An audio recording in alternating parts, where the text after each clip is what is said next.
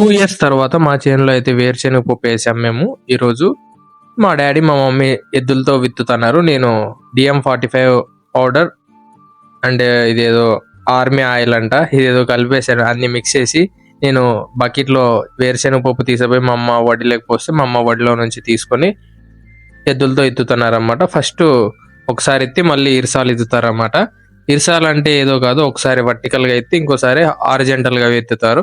And కొంతమంది చేత్తో పెడతారంట చిన్నగిత్తనాలు. అది ఎలా పెడతారు నాకు ఇంతవరకు అయితే తెలియదు. మీకు ఏమైనా తెలిస్తే కామెంట్ చేయండి, తెలిసిన వాళ్ళు ఎవరన్నా ఉంటే. వాళ్ళు ఒకవైపు విత్తుతా అంటే ఇంకో వైపు నేను ముందు చల్లుతున్నాను, చేనులో సత్తు రావడానికి అండ్ మంచి గ్రోత్ ఉండడానికి. మేమైతే ఎకరాకి కింటా చొప్పున 2 ఎకరాలకి 2 కింటాలు వేసాము. చేత్తో పెట్టే వాళ్ళు ఎకరాకి ఎన్ని కింటాలు పెడతారో కామెంట్ చేయండి మీకు ఏమైనా తెలిస్తే.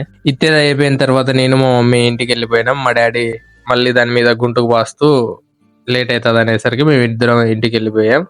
And subscribe for more videos.